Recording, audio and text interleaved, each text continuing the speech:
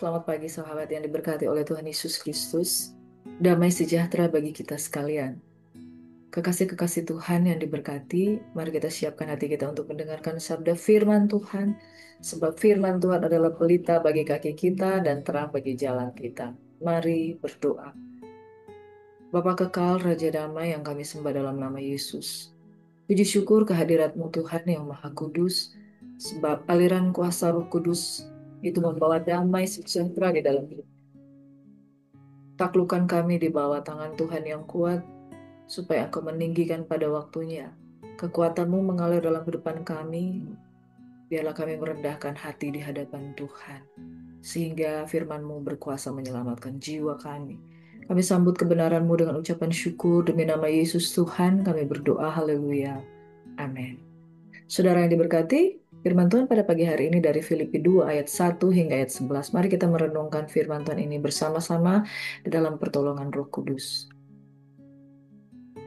Nasihat supaya bersatu dan merendahkan diri seperti Kristus.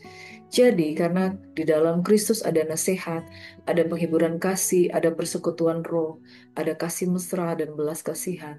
Karena itu, sempurnakanlah sukacitaku dengan ini. Hendaklah kamu sehati, sepikir dalam satu kasih, satu jiwa, satu tujuan, dengan tidak mencari kepentingan sendiri atau puji-pujian yang sia-sia. Sebaliknya, hendaklah dengan rendah hati yang seorang menganggap yang lain lebih utama daripada dirinya sendiri. Dan janganlah tiap-tiap orang hanya memperhatikan kepentingannya sendiri, tetapi kepentingan orang lain juga.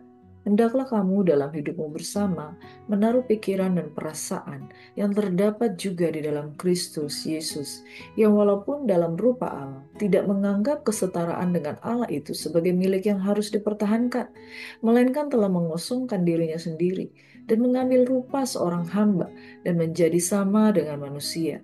Dan dalam keadaannya sebagai manusia, ia telah merendahkan dirinya dan taat sampai mati, bahkan sampai mati di kayu salib. Itulah sebabnya Allah sangat meninggikan dia dan mengaruniakan kepadanya nama di atas segala nama, supaya dalam nama Yesus bertekuk lutut segala ada yang di langit dan yang ada di atas bumi dan yang ada di bawah bumi, dan segala lidah mengaku Yesus Kristus adalah Tuhan, bagi kemuliaan Allah Bapa. Bapak Ibu Saudara, firman Tuhan dari Filipi 2 ayat 1 hingga ayat yang ke-11 ini adalah puncak dari pesan Tuhan di dalam kitab Filipi, bahwa mengenai iman kita kepada Kristus, hendaklah kita menjadi serupa dan segambar dengan Dia. Bukankah demikian firman Tuhan katakan? Dan di dalam kehidupan kita bersama, artinya bersosialisasi, kehidupan kita berkomunitas, kita mengambil pola mengikut Yesus sebagai role model. Hendaklah kamu dalam hidupmu bersama. Artinya saudara, ketika kita berinteraksi, ketika kita bersosialisasi, ketika kita berkomunitas, berkomunikasi, dan komunitas yang terkecil ada di dalam rumah tangga. Dalam kehidupan kita sebagai istri terhadap suami, suami terhadap istri, papa kepada anak, mama kepada anak, anak kepada orang tua, kita harus mengambil bagian di dalam kerendahan hati dan pola teladan lifestyle-nya kita ambil dari Yesus. Hendaklah kamu dalam hidupmu bersama.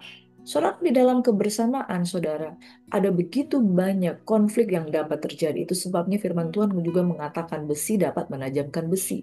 Manusia akan menajamkan sesamanya. Saudara, tidak mungkin saudara hidup berdampingan dengan orang lalu saudara tidak mengalami konflik. Tidak mungkin saudara hidup berdampingan dengan orang lalu saudara tidak berseteru dengan dia. Karena setiap perbedaan pendapat itu akan mengikis satu dengan yang lain, akan menajamkan satu dengan yang lain. Makanya pola teladan Yesus Kristus yang dia berikan dalam kehidupan kita. Jikalau kita hidup bersama, jikalau kita hidup berdampingan, taruh pikiranmu, taruh perasaanmu di dalam Kristus Yesus. Karena saudara, pikiran dan perasaan itu liar. Terkadang kala orang sedangkan mereka ada bersama-sama di dalam satu tim, ada saling iri hati satu dengan yang lain. Ada saling jengkel satu dengan yang lain. Ada saling tidak suka satu dengan yang lain. Susah melihat orang senang dan senang melihat orang susah. Hal itu terjadi saudara. saudara, di dalam hubungan dimanapun, bahkan di dalam pekerjaan, di dalam pelayanan sekalipun. Nah, saudara, kita belajar di dalam hubungan kita dengan bagaimana Kristus memberikan teladan. Dalam Kristus ada nasihat, penghiburan, ada persekutuan roh, ada kasih mesra. Nggak mungkin kita akan mesra seorang dengan yang lain kalau di dalam hati kita menyimpan perasaan benci, pikiran negatif, overthinking. Dan saudara, apalagi kalau ada narcissistic personality disorder, ya, orang yang selalu berpusat kepada dirinya sendiri, orang yang selalu berpikir bahwa dia yang paling benar, orang yang salah aja bisa dia jadikan salah, orang yang benar bisa jadikan salah, apalagi orang yang salah. Nah, saudara, sempurnakanlah sukacita, Paulus katakan, dengan kamu hidup sehati sepikir, satu kasih, satu jiwa, satu tujuan. Nah, saudara, penting bagi kita dalam berkomunitas itu tidak mencari kepentingan sendiri, tidak mencari puji-pujian. Sebaliknya dengan rendah hati yang seorang menganggap yang lain lebih utama. Dan jangan tiap-tiap orang hanya memperhatikan keegoisannya, kepentingannya sendiri, tapi kepentingan orang lain juga. Harus ada interaksi satu dengan yang lain, saudara. Untuk persoalan parkir mobil, orang itu bisa sangat egois. Dia parkir sembarangan dengan tidak memikirkan orang lain akan lewat. Orang beracara di tengah jalan aja itu bisa berpikiran egois. Mereka menutup jalan sehingga dengan tenda, dengan kemewahannya dia berpesta, orang itu harus masuk ke lorong kiri kanan, dan dia dengan seenaknya menutup jalan tanpa izin. Orang yang memperhatikan kepentingan diri sendiri akan mengorbankan kepentingan orang lain juga. Sedangkan Kristus, dia memberikan nyawanya bagi orang lain. Makanya sebab itu dikatakan, hendaklah kamu dalam hidupmu bersama, taruh pikiranmu, taruh perasaanmu, taruh empatimu, taruh toleransimu di dalam Kristus. Saudara, banyak orang yang menghujat-hujat bangsa Israel saat ini. Ya, orang-orang yang mengatakan bahwa Israel itu adalah penjahat HAM. Padahal, saudara, mengenai kekristenan itu di seluruh dunia ada mengalami penganiayaan di Nigeria, saudara, di berbagai macam negara, Pakistan dan lain sebagainya. Ada negara-negara yang begitu ekstremis sekali terhadap kekristenan. Kekristenan itu begitu terhimpit. Tapi apa yang terjadi, saudara? Orang yang di dalam Kristus itu memiliki jiwa kerendahan hati, berkorban, dan mengutamakan Yesus di atas segala-galanya, yang walaupun dalam rupa Allah, dia Allah sendiri, tidak menganggap kesetaraan dengan Allah itu sebagai milik yang harus dipertahankan, melainkan dia telah kenosis, mengosongkan dirinya, bahwa sekalipun dia punya kekuasaan, jabatan, kemampuan, bahkan untuk memanggil malaikat-malaikat Tuhan, mengirim api dari langit untuk menghanguskan, dia tidak gunakan itu, melainkan dia mengambil rupa seorang hamba, menjadi sama dengan manusia. Dalam keadaannya sebagai manusia, ia telah merendahkan dirinya dan taat. Nah, saudara, ketaatan itu bagian dari kerendahan hati. Orang yang tidak mau taat pasti tidak rendah hati. Dia taat sampai mati, bahkan sampai mati di kayu salib. Itulah sebabnya dengan caranya seperti itu, dia sangat ditinggikan. Kepadanya dikaruniakan nama di atas segala nama, supaya di dalam nama Yesus bertekuk lutut segala yang di langit, yang ada di atas bumi, yang ada di bawah bumi, dan segala lidah mengaku Yesus Kristus adalah Tuhan, bagi kemuliaan Allah Bapa. Tuhan di mana yang seperti Tuhan kita, yang merendahkan dirinya dan serendah-rendahnya, makan taat sampai mati, bahkan sampai dia masuk ke alam maut. Kemudian apa yang terjadi, saudara? Keadaan menjadi plot twist. Dia dikaruniakan nama di atas segala nama. Saudaraku yang diberkati, mari, kalau saudara merendahkan diri, saudara tidak akan kehilangan kekuasaan. Karena Tuhan meninggikan orang pada waktunya juga. Saudara, pada pagi hari ini mari kita merenungkan firman Tuhan dengan judul hidup dalam kerendahan hati seperti teladan Kristus Yesus. Hendaklah kamu dalam hidupmu bersama menaruh pikiran itu, kita taruh perasaan itu, kita taruh yang terdapat dalam Kristus Yesus. Egoisme kita itu kita tundukkan, saudara. Keinginan untuk berkuasa kita tundukkan. Pola yang kita ambil seperti Kristus. Kalau cawan ini boleh berlalu daripadaku, tapi bukan kehendakku. Saudara, kita harus menyangkal diri kehendak kita supaya kehendak Tuhan yang jadi. Yang pertama, saudara, kita lihat di sini panggilan untuk kesatuan dan kasih. Ada pengorbanan, ada harga yang harus dibayar. Di dalam ayat pertama hingga ayat keempat menekankan pentingnya kesatuan dalam Kristus. Paulus menasihati jemaat Filipi agar memiliki satu kasih, satu jiwa, satu tujuan. Di sini ada nilai pengorbanan yang sangat luar biasa. Tidak cari kepentingan diri sendiri, tidak cari puji-pujian. Jangan sampai berkelompok-kelompok. Kemudian kita merasa sudah paling hebat. Dan kemudian kita mencari pujian yang sia-sia. Tetap rendah hati, menganggap orang lain lebih utama dari diri sendiri. Makna rohani di sini adalah kerendahan hati adalah dasar dari kebersamaan yang sejati. Perselisihan sering muncul bukan karena perbedaan besar, tapi karena ego yang tidak mau merendah. Saudara, kalau dalam berumah tangga, lalu saudara tidak mau menyingkirkan ego, ya, maka saudara yang mengidam-idamkan rumah tangga yang bahagia, itu hanya akan menjadi neraka di bumi, saudara. Ego itu harus kita kikis, harus kita lepas. Itu sebabnya dalam rumah tangga, dua itu menjadi satu. Bukan dua menjadi dua atau dua menjadi empat. Tapi satu ditambah satu menjadi satu karena masing-masing menyingkirkan egonya supaya dapat bersekutu satu dengan yang lain. Nah, saudara renungkan, apakah kita sudah melihat orang lain sebagai rekan pelayanan untuk kita layani, bukan sebagai saingan untuk kita kalahkan. Untuk bisa bersatu, saudara, ada bagian dari diri kita itu yang harus kita korbankan. Amin. Yang kedua, teladan tertinggi yaitu Kristus. Bagaimana Kristus bukan memuliakan dirinya sendiri, tapi memuliakan Bapa dan mengambil kerendahan hati.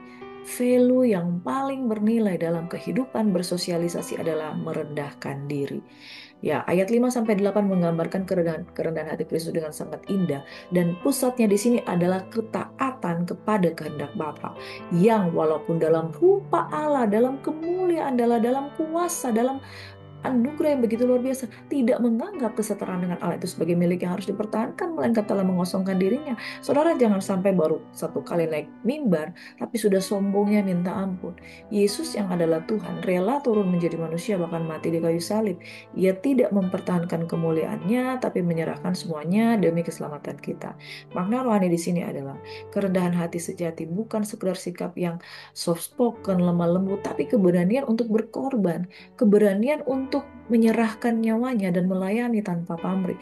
Pertanyaannya di sini secara reflektif adalah, apakah saudara dan saya rela mengosongkan diri, gengsi, hak, ambisi demi meneladani Kristus seperti apa yang dilakukan? Mari saudara kita belajar. Yang ketiga, saudara, pengangkatan Kristus. Dia dimuliakan dan dikaruniakan nama di atas segala nama. Ayat 9 hingga ayat 11 menegaskan, itulah sebabnya. Sebabnya karena apa? Karena kerendahan hati itu. Ada sebab, ada akibat. Karena dia merendahkan diri, maka dia ditinggikan. Saudara, kecongkakan mendahului kehancuran. Tinggi hati mendahului kejatuhan. Amsal mengatakan, tapi kalau saudara dan saya merendahkan diri, maka peninggian itu datangnya dari Tuhan. Itulah sebabnya Allah sangat meninggikan dia dan mengaruniakan kepadanya nama di atas segala nama. Kerendahan hati Yesus berbuah kemuliaan. Tuhan ditinggikan karena ketaatan dan pengorbanannya. Setiap lutut akan bertelut, setiap lidah akan mengaku Yesus Kristus adalah Tuhan. Makna rohaninya di sini adalah orang yang mau merendahkan diri pasti ditinggikan. Kemuliaan sejati tidak datang dari mencari pujian, tapi dari hati yang taat pada Allah. Pertanyaan reflektif di sini, saudara, apakah aku mencari pengakuan manusia atau ingin Allah sendiri yang meninggikan kita pada waktunya? Nantikan Tuhan, waktu Tuhan pasti yang terbaik. Promosi datangnya dari Tuhan, bukan peninggian, bukan datang dari timur dan barat, tapi datang dari Tuhan semesta alam. Amin. Pada akhirnya, saudara, mari kita hidup berpusat pada Kristus, yang berarti satu, membangun kesatuan dalam kasih, bukan bersaing, bukan untuk saling menjatuhkan. Yang kedua, teladani kerendahan hati Kristus, bukan ambisi pribadi. Yang ketiga, percaya bahwa kemuliaan datang dari Allah, bukan dari manusia. Mari kita belajar berkata setiap hari, Tuhan, ajar aku untuk menaruh pikiran dan perasaan seperti Kristus. Amin. Dan dalam keadaannya sebagai manusia, dia telah merendahkan dirinya, bahkan taat sampai mati. Saudara, orang yang mau taat, sifat kerendahan hati itu akan terbentuk dengan sendirinya. Taat terhadap apa? Taat terhadap firman, taat terhadap kebenaran, taat terhadap firman Tuhan. Amin. Tuhan Yesus memberkati. Bapa, biarlah di dalam keadaan kami sebagai manusia, kami belajar apa itu merendahkan hati, merendahkan diri, taat kepada firman, dan tidak mengutamakan kepentingan diri sendiri, melainkan kepentingan banyak orang, kepentingan pelayanan, kepentingan Tuhan. Ajar kami, Tuhan, untuk melepaskan ego kami mulai dari rumah tangga kami, ketika kami bersatu dengan suami kami, Tuhan. Biarlah kami tambah satu menjadi satu, yang artinya ada bagian dari diri kami yang kami sangkal, yang kami rendahkan, yang kami terus bawa ke dalam pengenalan yang benar akan salib Kristus. Yesus Kristus sebagai teladan. Dan kalau ada dalam kehidupan kami meninggikan diri, mengutamakan egoisme kami. Kami mohon ampun Tuhan. Selidiki hati kami dan lihatlah dan ujilah kami Tuhan supaya kami menjadi pribadi yang terus dibentuk seperti apa yang Engkau mau. Di dalam nama Yesus Tuhan kiranya memberkati dan melindungi Engkau. Tuhan menyinari Engkau dengan wajahnya, memberikan Engkau kasih karunia. Tuhan menghadapkan wajahnya kepadamu dan memberikan Engkau damai sejahtera. Keluar masukmu diberkati oleh Tuhan. Kita sambut berkat urapan baru. Di dalam nama Yesus kami berdoa ucap syukur. Amin. Shalom kekasih Tuhan. Selamat beraktivitas and God bless you. Tuhan Yesus berkati. Shalom.